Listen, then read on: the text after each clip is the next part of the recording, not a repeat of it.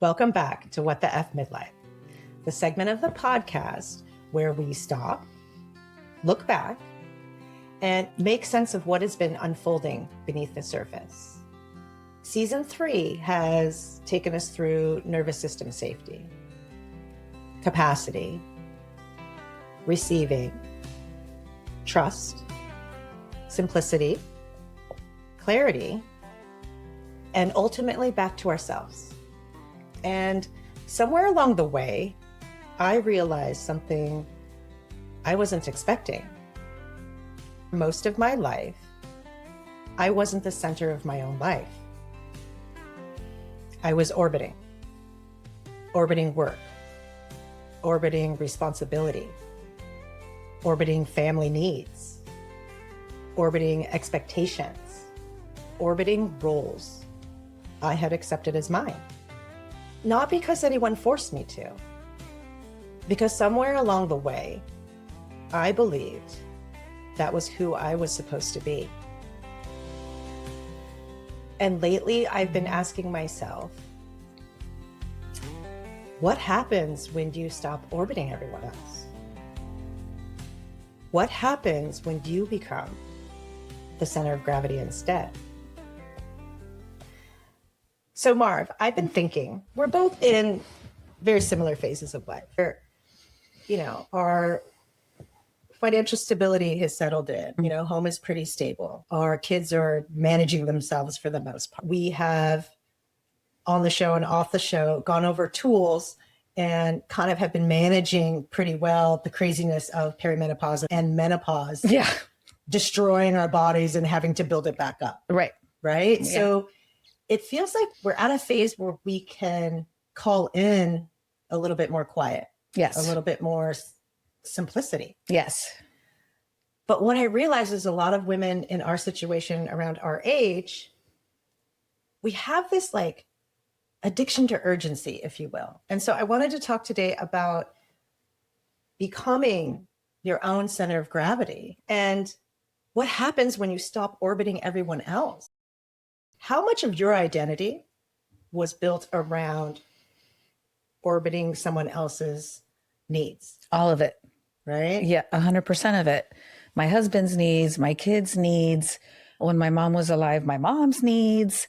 And then, just go down the line. My siblings, my friends.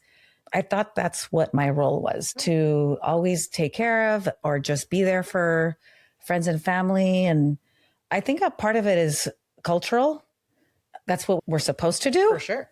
As good little housewives and moms. And most of us weren't housewives. Everybody had a full-time job and still, had to make sure everybody else was okay. There was this unspoken expectation. Yes. Right? Both culturally and within society, for sure. So 100% of my identity was orbiting everybody else. And I noticed when you were saying that the needs that you were taking care of, Mm-hmm. you didn't come up in that list. No, never. Did you ever think about anything that you needed? Of course I did, but if I had time, then I would get to that. Same. If I didn't have time, then it is what it is. I couldn't do it. And that's pretty much the story. I couldn't do it for a lot of years, especially when my kids were younger and my mom was still alive and she was sick. Ruben was working hard. So I basically had to take care of everything in the home. And there was never any time to do what you needed or wanted for yourself. Right. And I thought that was okay. Mm-hmm. But as the years went on, I realized I'm pretty pissed off. I'm pretty resentful. Not only pissed off and resentful, yeah. But also your health. Like yes. We never put that in there. What it's actually doing to our health, because we're young, we're strong. This is what we're supposed to do. Yeah. We thrive on people telling us how great we are, or, oh, you're such a good mom, or whatever it is. Your house looks so good. Yeah. And it catches up to us as time goes by. And for some people, it's much younger than others, but that your health in some way takes the toll because you don't put your own needs, not only physical, but emotional. Yes. Spiritual, all of it. All of it. Yeah. And as you know, my health took a toll in my early 40s. Mine did too. Yeah. And I had no idea that it was from. Well, because we don't take the time enough to sit with ourselves or sit in how things are affecting us. Right. Because we're so externally motivated that it hits you. And for you, blessing and a curse, you went down to the point where you had nothing to do but think. Yeah, that was pretty bad. But the growth that came out of Yeah, I'm so grateful. I wouldn't change it.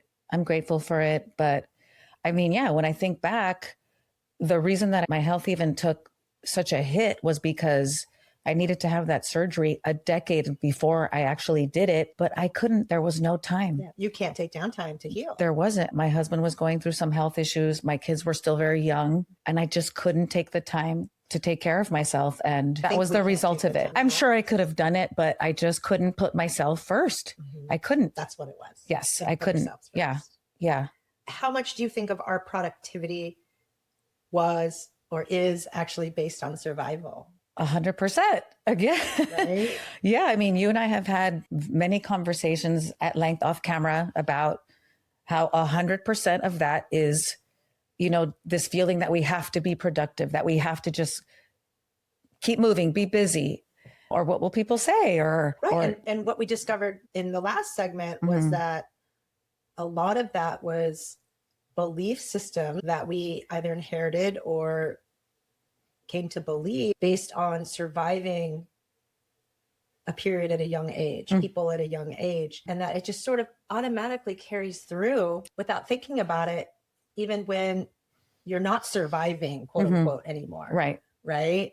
I found that very interesting because I'm very productive, as you know, overproductive.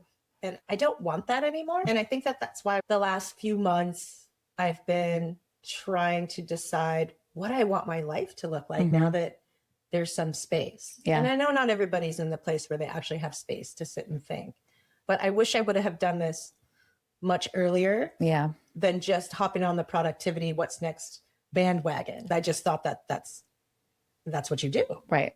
Right. We didn't know. No, we didn't know. But like when I looked at all the things that I orbited around from a very young age, in the beginning, it was about how do you stay safe? Yeah. Right. So you're always watching and orbiting and doing the right thing or being the good kid or whatever. And then I really made work the center of my gravity, I guess. It was the center. And that's probably because I was the main breadwinner and everything revolved around needing income from work to make my life work. Right. Right. But it didn't mean that I didn't love my work. I loved my work. Yeah. Which probably made me even do more of it. Right. And made you see even less how much of I guess, how important you were making just your work, because you did love it. Yes. And you did need to work, but it also kind of blinded you as to that you were making it all about work for yourself. Right. Right. Everything was work had to come first. And in my mind, the bills need to be paid. So-and-so needs this. Yes. And you love it. And I love it. And you love it. You know, yeah. People would call emergency, whatever, and I would trash whatever I had planned in order to see someone else. Some of that is just compassion, but some of that is disregarding myself, my needs in the process. And so really looking at that as asking myself, what do I want my life to look like now? I want work to be a part of it because I not still all love of it. Yeah. But I don't want it to be it. Right. And that is actually a huge shift for me. I know. That's awesome. We'll see where it goes. Awesome. It's kind of new. Yeah, that's awesome. I know. I got to get you on a cruise. I know. We'll go. I got 22 more months of college payment. Yeah. But like, why do you think that's so uncomfortable for us? Why do you think it's so uncomfortable when life gets quiet to look at the things and take inventory of what stays, what goes, what doesn't need to be now? Because it's so unfamiliar. Yeah. Because we're absolutely not used to doing it. And because, like you said, somewhere along the way, we came to believe that that's what we're supposed to be doing. That's what our lives are supposed to look like. And now that we've come to realize, well, that's not true. It's so unfamiliar. So it's really uncomfortable. It's new. So we're starting to settle into it and not feel bad about it, because we're not talking about being selfish and not caring about anybody else or anybody else's needs. We're talking about, yes, love everybody, your family, take care of the things that you need to take care of, but take care of you too. Right. And that's what we weren't doing.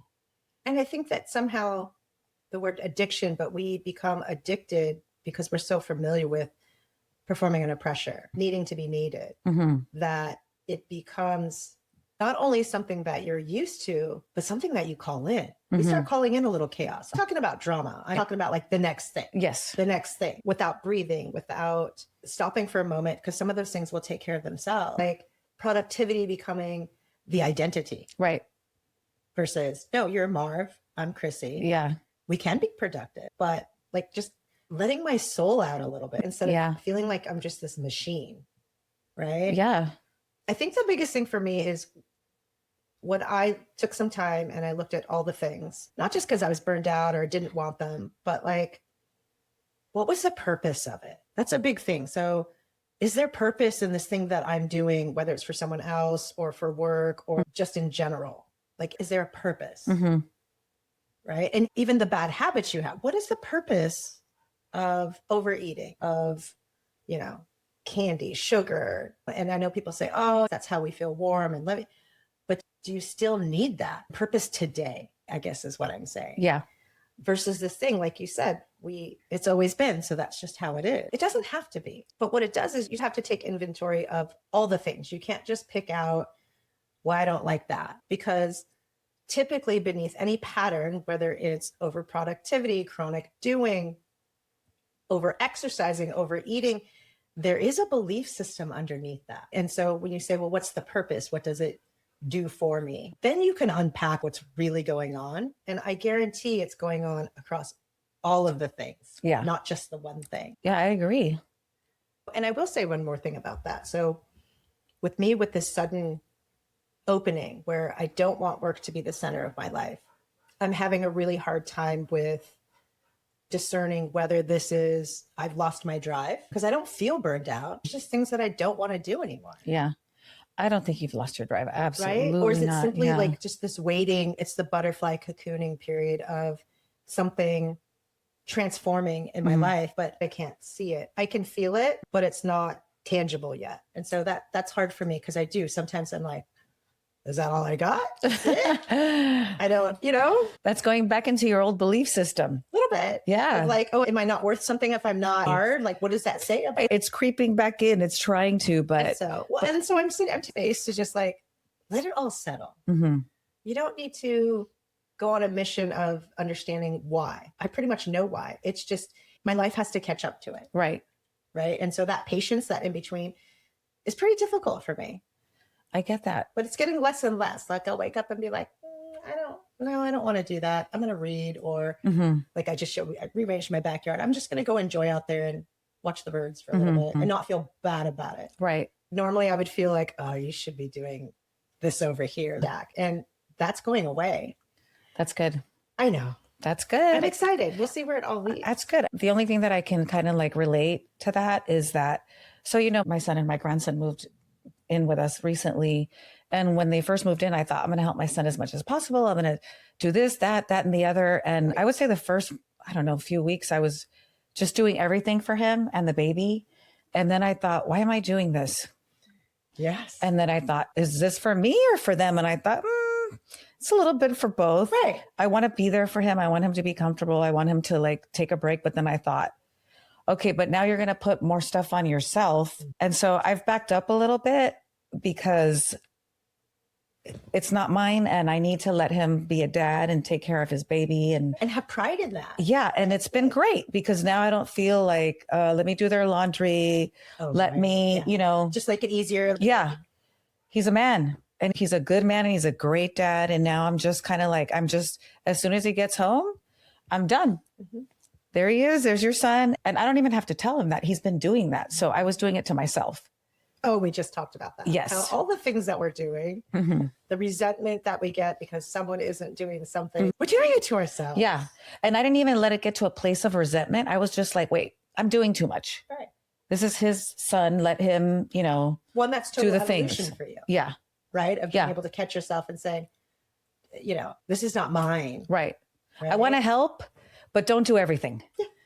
So there's the boundary that I can see now that before I would have never even stopped to think about it. I would have just kept doing it. Buddy is a man and he's a good father, letting him grow into that and letting them have that connection. Yes. Like I'm also taking something from him if I do everything. We're enabling them. Yeah. Yeah. And you do kick the can for them. Yeah.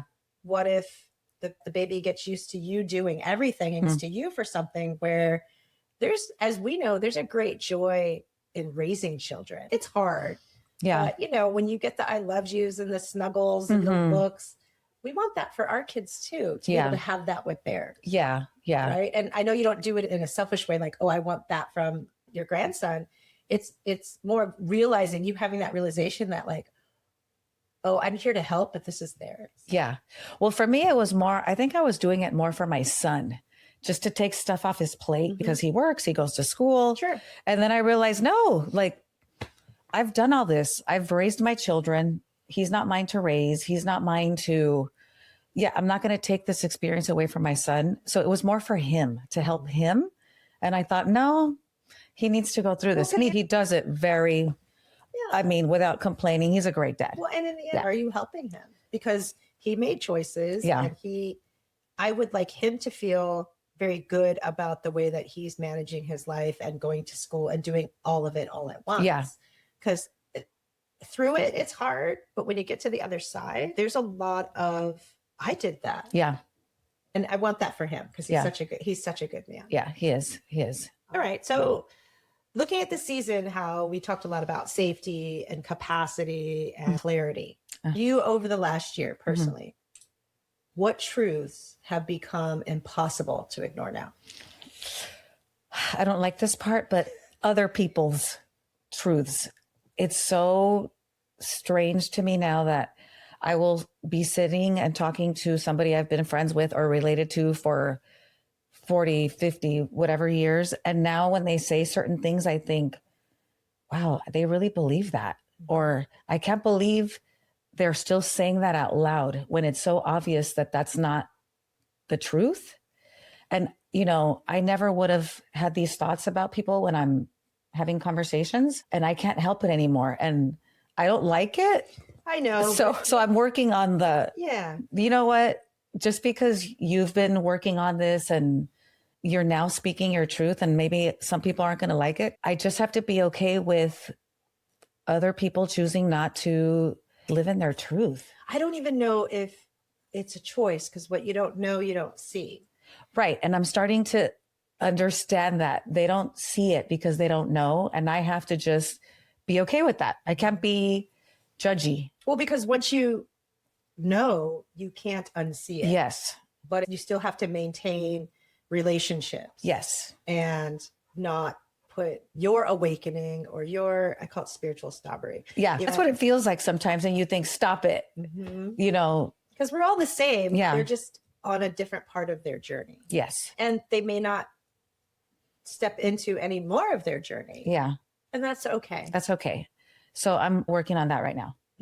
But that was a little bit of like, I guess what came up for me this year was that I looked at the pillars of my foundation, and they'll change every now and then. To me, the pillars are like the four corners of your foundation that anchor it into the ground, that make it able for you to build a foundation, like in construction, right?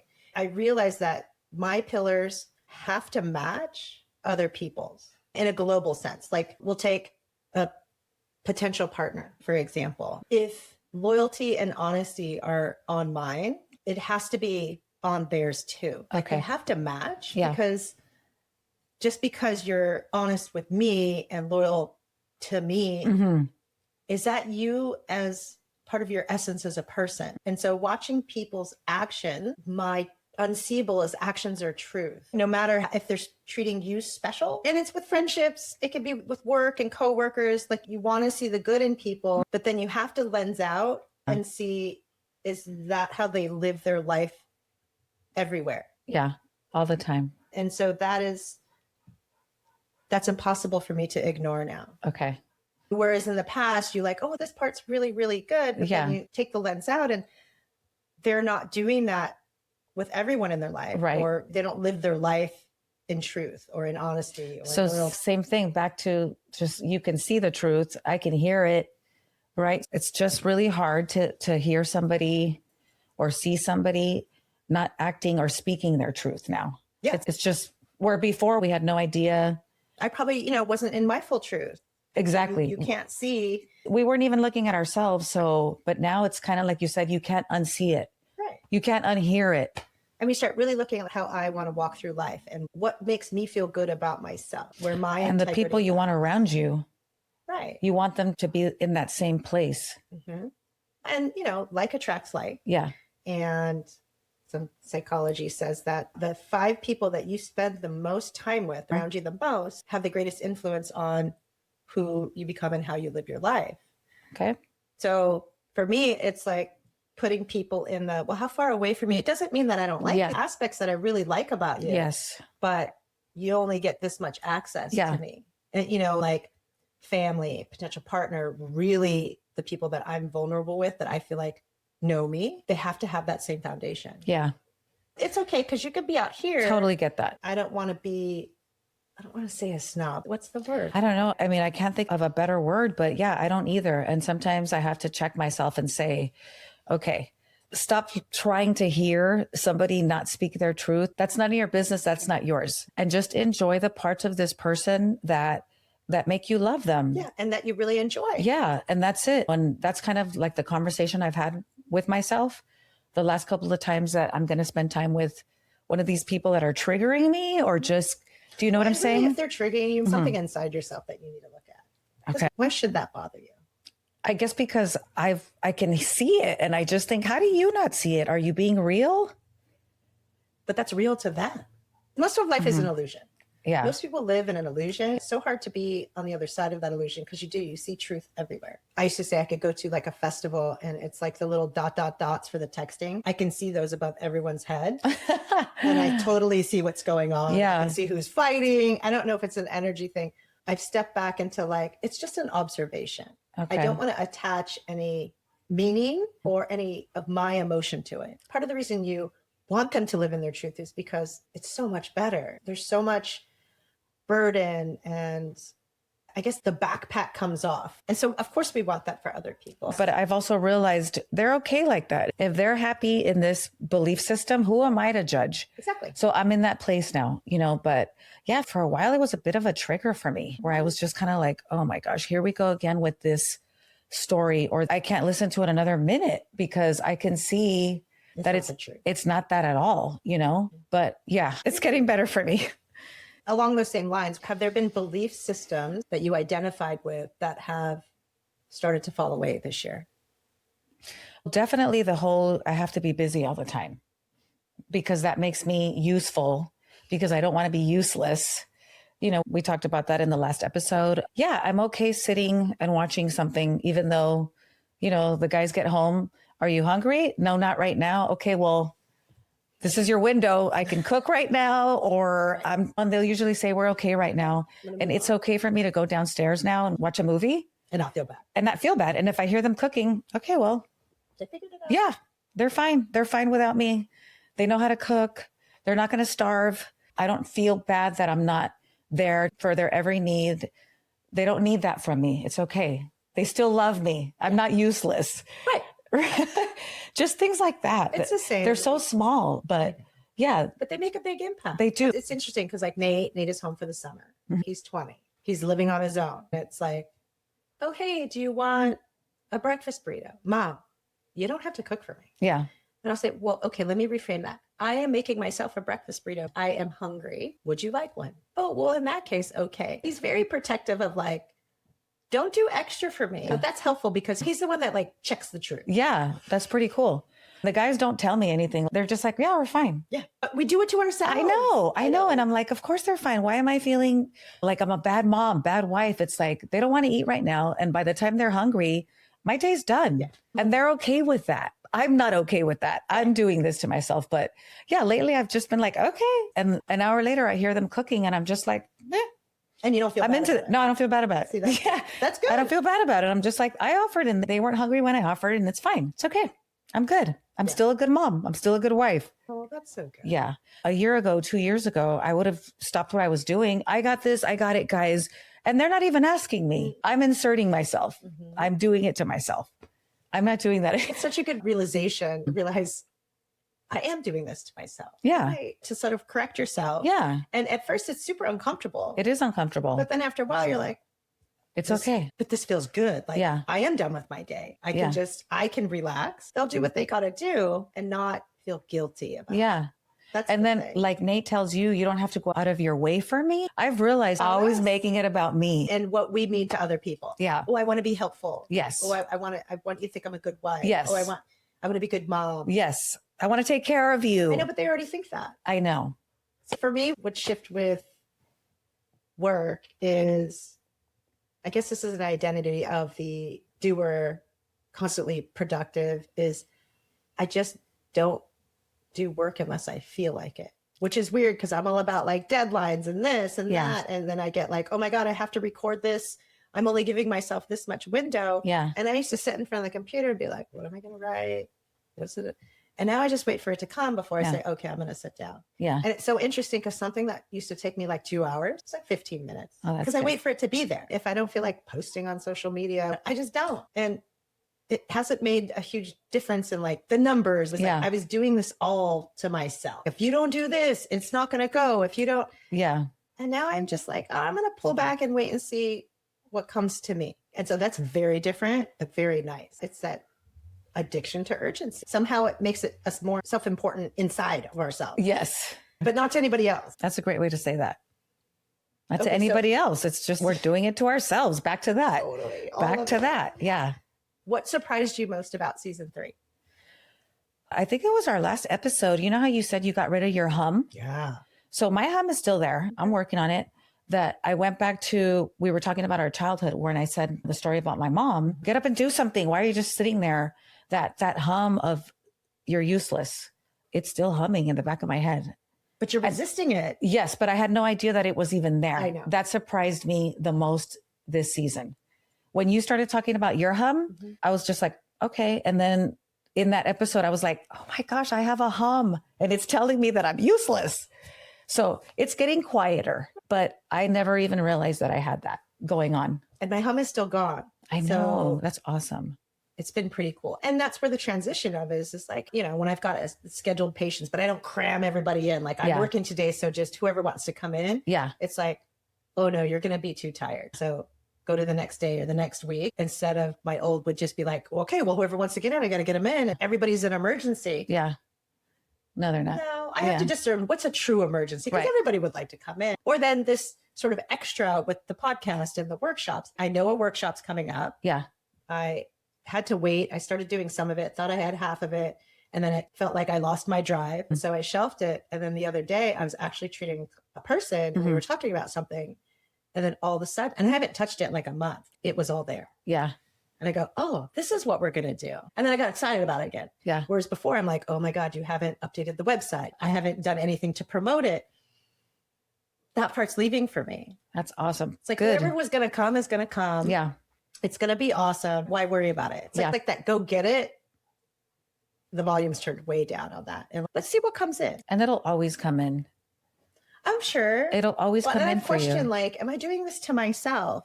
Do I want to help people so badly that I'm creating this whole thing and it's just to stay busy? And so I suspect not, but I'm waiting to see what structure builds the rest of this year. It's also new. And then we'll see. Yeah. I'm pretty excited. Oh, let's talk about safety just a little bit. Okay. I think that the things that allow us to be able to sit in our uncomfortableness and notice our hum, work on the hum, and the hum being gone is because we have created the capacity for safety.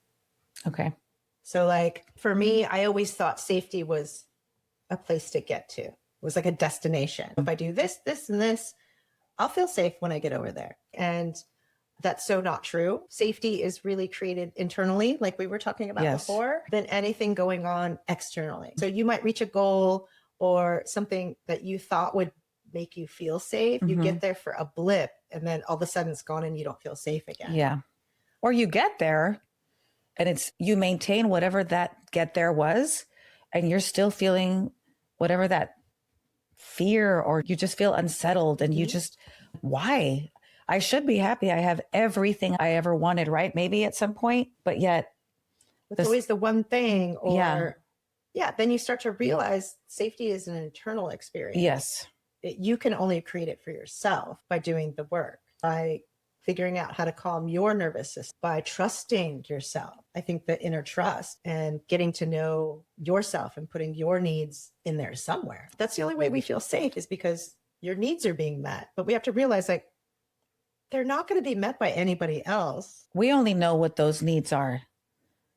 So it's us doing the work internally. It's nothing outside of us. Yeah, I think for a long time, I tried to manufacture safety, productivity, control, right? Yeah. Waiting for certainty, which, again, that's a form of trust. No one can be certain something is going to work out. There's the odds are in your favor, this or that. Rather than needing certainty, it's building trust within yourself, and not even necessarily in other people. And no matter what the outcome, knowing that you're going to be okay. Yeah. Because you trust yourself. Well, and also just think about, we just talked about being needed. That's a form of safety, because if you're needed, people don't leave. If you're needed, you're not worthless. You're not useless. You're not fill in the blank of some belief system that you had. But it is all manufactured, because again, we're looking for some sort of validation that we're going to be all right, something outside of ourselves. Yeah. And it really doesn't exist. No. And I also think that as you become safer within yourself, that's why it's harder to participate in old patterns. The patterns become so much harder. You have this clarity. Yeah. And it's about yourself, and you're finding that space where, okay, I can't push that clarity onto someone who hasn't gone through it, their own work, and they'll get there or they won't. And even for me to roll back over helping, if they want help, they'll ask. We had a lot of those conversations. Well, how did you get there? There's genuine curiosity because you want to grow. If that's not what you're getting from people, even clients, they're all in their own certain journeys. And some people don't want to hear. Yeah. They just want their shoulder worked on. Yeah. So I've had to learn, not everybody wants to be there. It's very scary at first to step into, or maybe they just don't even see it. But I stopped creating a story around it for them. I just go, I don't know. Yeah. Again, it's not mine. Redirect. Right. Yeah, that's not mine. My kids are saying that now. That's not mine. Mine does too. Yeah. Yeah. Luce was just telling me about something that came up with a friend group. And she's like, I'm not going to take that on. That is not mine. Yeah. And that's a different kid than I had in this house. It was very emotionally aware of everything going on and it was always about her. Right. So that's cool.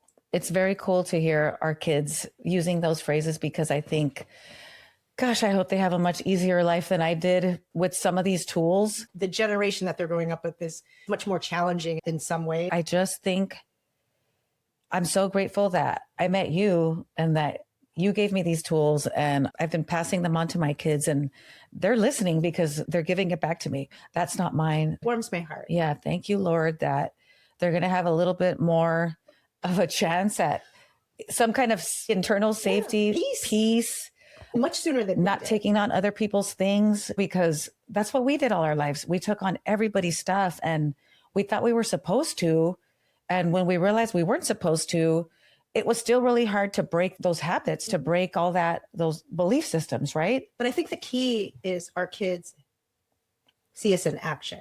They see you changing. They see you living your life, not just, let me tell you something I learned. Yeah. They only hear about 25% of what we're saying, but they watch everything we do. So watching you change how you're interacting or talking about family members or whatnot, or just living your life, that makes the greatest impact. It gives them permission to then do it too.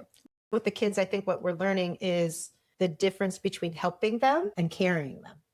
We're not carrying our kids anymore. No. And really, the sooner that you do that, don't wait till their 20s, because I've been sort of releasing the net little by little as I've given them tools. So even with Luce, 4th grade, we had the that's not yours. We had the you can't throw up emotionally on everyone. I had the talk about, so tell me your 5 friends. Tell me why they're your friend. She would go through and I was like, oh, I see that. And so it was just, it's like leading them through curiosity and questions. Yeah. Because maybe they do have an answer and I'll be like, oh, I didn't really think about that. Versus saying, I don't like that. Yeah. Earlier you stop carrying them and giving them more tools, and also really living your life. Yeah. And your truth is the biggest gateway for them to be able to live theirs and their truth. What do you think orbiting looks like? You put yourself last. You're always looking to, let's just say, your husband, your kids. What do they need? Let me make sure they have everything they need from the minute that you get up to the minute that you go to sleep, and you don't think about yourself. Yeah. If there happens to be time left over, then you can have something. Yes. Then whatever that something is that you wanted to do, like just a really small example. When I do laundry, I do my husband's and my own laundry. And when everything comes out of the dryer, I fold all his stuff, put all his stuff away, and my stuff stays in the hamper for 3-4 days because I have something else to do. So I'm just going to fold my stuff when I have a chance. Yeah. But his stuff is always nice and folded and put away because that's just what I do. But I realized that I was doing that recently and I'm okay. I gave myself permission. Well, I just don't feel like folding my stuff right now. But before I would do it because his stuff has to be priority. Yes. He's got to come home and have clean, whatever, all the things. And now I kind of switched the way that I'm thinking about it. I just don't feel like folding my stuff right now. I'll do it later. Right. But I'll just, But that's different than Then his stuff has to be put away because he works so hard and because I have to be a good wife and because, I can go on. And a lot of time your thought process changes about it. It doesn't mean that the action or anything actually changes. Yeah. I always say that I'm waiting for the action or the reality, the world to catch up with what's going on in my head. Yeah. And so, but that's part of that whole system of the body awareness method where it's still allowing because you're like, yeah, why am I doing this? Keep doing it. Yeah. Well, is it because and you're still doing it. And then you realize, I don't want to do mine right now. Right. I don't like folding. Eventually you'll be like, I'll fold everything all at once and be done. Yeah. Because my stuff's just as important as his. And I knew that before I wasn't folding my stuff because it's not as important as his. But now I'm just like, I hate folding. I don't want to fold my stuff right now. Right. And his stuff is easier. Right. So now I'm just like, I don't feel like doing the stuff that I don't like, which is folding my stuff. So the action hasn't changed. No. The reasoning has. Yes. And that's the most important thing. The thought behind it for sure. Yes. How do you know you're orbiting someone? I think if you're orbiting, you'll realize that you are never on the list, right? You're going to cancel an appointment to make sure someone gets what they need, even though you really wanted to get your hair done or your doctor's appointment. You'll start making sure everybody else's appointments and everything are taken care of. And then you might try to schedule something. That's orbiting. I think yourself last. Yeah. Orbiting. Feeling like you're doing it because it makes you feel needed or you're supposed to. Yeah. That's orbiting. Not because you want to. Because what happens over time when you're orbiting, personal experience, you get resentful. You are very exhausted. And I get resentful of another person, even though I'm doing it to myself. Like that's the next step is you realize I'm doing this on myself. And that some people you think they expect this of you. We've never asked them. And most of the time, men in general will be like, okay. Yeah. Like if I don't feel like cooking, they're like, don't cook. Yeah. Ruben's like that. For dinner. I don't know. I can't think about it. Yeah. Okay. Well, let's go out. Those are the big signs to me. Okay. Right? It's resentment, exhaustion. Okay.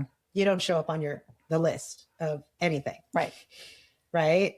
Your bras are 20 years old, but your kids have all new hockey gear, whatever. Right. Yeah. That's funny. My mom used to say that.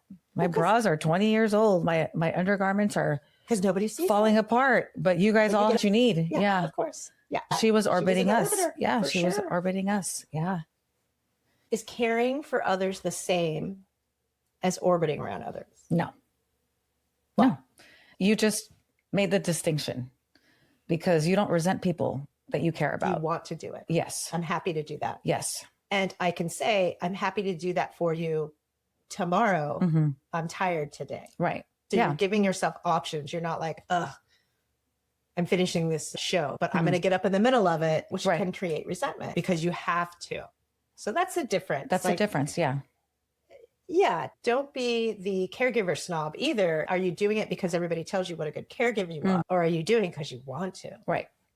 And I think that the people that you care for would like less things and more intentional caring. Like if our moms had been more present with whatever they could do, I wouldn't have needed other things where they're like physically present, but not emotionally present. A lot of that generation, if they could have just been emotionally present at time, like fully, that would have been enough. And so knowing that if that's what would have been enough for us, it's enough for our kids. When you really pull back and look, instead of just following the pattern, they did this, so we're supposed to do this. Yeah. Because I think that there's a difference between generosity and self-abandonment. People think they're being generous, but when you look at that, like, no, you're abandoning yourself. Yeah.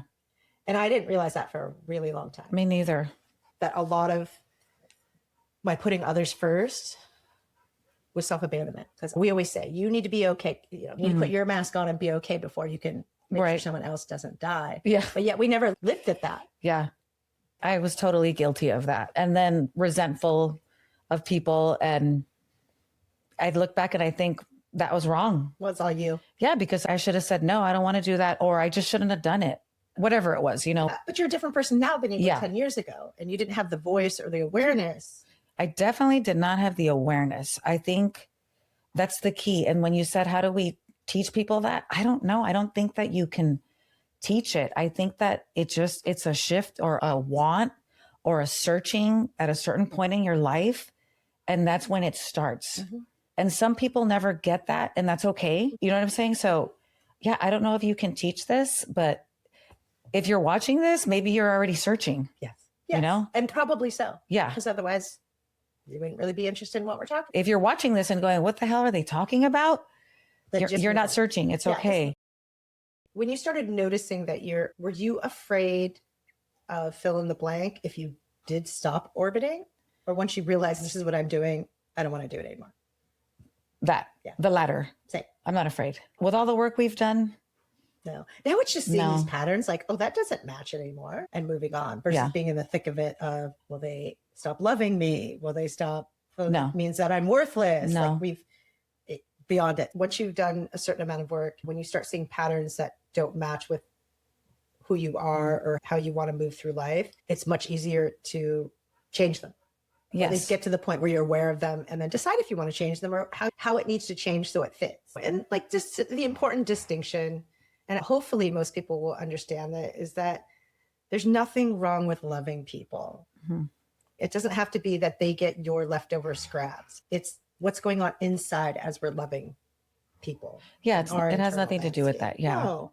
And there's nothing wrong with showing up for people. And like you said, caring. What's the difference? The difference is that you want to be there, not you feel like I have to be here.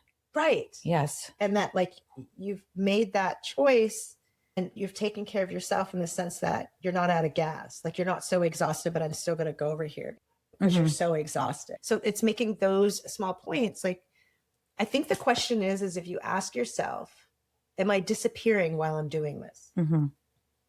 Then you know your answer is if you're orbiting somebody. A little bit orbiting, but really more self-abandoning. Okay. Because you're disappearing. Yeah. Right. I'm getting much smaller or my tank is getting less and less because I haven't filled it up, but I'm still way more output. That's self-abandonment. And that's usually a sign of, yes, I'm orbiting other people. I liked how you explained the solar system and the sun. I thought that was really cool. So I was thinking the other day what I would like my life to be and the orbiting thing. And so I've been saying like, I don't want to orbit work and I don't want to orbit my children and I don't want to orbit fill in the blank. I want to be the sun and not for once, forever now. Mm-hmm. And so when we were talking about the solar system, okay, the sun is here and all the planets orbit around it. It's the gravity that holds us all together. And we were talking about, well, what is the sun? The sun gives us life. It's why we have life on Earth. Yeah. We wouldn't exist without the sun. But in a sense that I'm my own center. Yes. I'm not responsible for giving everyone life. Yeah. I do it just because I'm here. Yeah. And so starting to see what orbits around me. Yeah. And the things that orbit, I don't mean people. I mean, what's meant for me, where my passions truly exist, what quote unquote is meant for me. Mm-hmm. I'm going to allow it to come in and see what my gravitational pull is in, people, places, things, opportunities. And so very uncomfortable for me, very uncomfortable for me at the moment to just be and not continue to seek and continue to search for more knowledge about healing and where I am and to just live in life, but with the intention of being the sun, my son, only my son. Yes. Yes. Yes. Yes. And so it was interesting because I like to look at astrology. I like to validate like, oh, look at the energy and this is how I'm feeling. We have a rising sign, a sun sign, and a moon sign. And the sun sign is how you live your outer life, right? It's your identity, so to speak. And I thought, Wow, I never thought about that, but that's the parallel, the sun. Yeah. So we'll see That how was that very goes cool. for me. Yeah. I don't know. I like it. I liked it. I liked it when you told me all that earlier. I was like, that's awesome. And so let's go there. What do you think becoming the center of gravity, your own life, what do you think that means? What we were talking about earlier, that we're not so worried about the way that people are perceiving us or feeling about us, that we do things because we truly want to do them, because we love our family, our friends, not that we're doing it to get something out of it. Their love, their acceptance, their kind words about you to other people. So you're just doing it because you truly want to do it. And for no other reason. That's it. Right. That's it. And when you become the sun, it doesn't mean you're self-centered. It just means that you've aligned yourself properly so that like you have proper radar. That, again, you said, I'm not doing it for any kind of external validation or anything external. It's just sort of like my own rotation. Yes. Right. We talked about the pillars. Yeah. And how, gosh, for the deeper relationships in my life, they really need to line up. Because for me, I won't feel safe with another person as far as allowing myself to be vulnerable. The sun does not apologize for being the center of the solar system. Yeah. The sun just is. Yeah. And it gives life for being what it is. It's not trying or granting some and not others. It is. Yeah. It's creating from this fullness. The sun is always emitting sunlight, we'll say. And from this fullness, it's not dimming. Yeah. So it's creating from this fullness and not depletion. So the centeredness is making sure that I'm doing the things I need to do for myself to stay full, to keep my nervous system regulated, feel joy, right? Because when all those markers start going down, I know I'm overdoing it in some way. Yeah. Helping from choice, like you said, rather than identity. Yeah. I don't want to be known as a helper. I don't want people to expect it. I couldn't help right now when you were talking about the sun and what it emits. And we said earlier life, but if we're talking about us as the sun, I just want to like exude just pure love. That's it. Agreed. Yeah. And so you take off all the other layers and that's what's left. Yes. Just pure love. That's it. Yeah. And attract pure love. Yes, because like attract like. Yes. So when we get to that point where we can be, where our judgment, our snobbery, whatever, like I can get to that point. Everybody just is. I love you for who you are. Yes. And love me for who I am. Exactly. That's it. And then the world would be healed. I know. Wouldn't that be so nice? Yes, it would be very nice.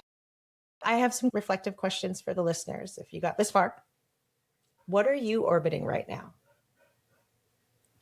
If the noise quieted completely, what truth would become impossible to ignore?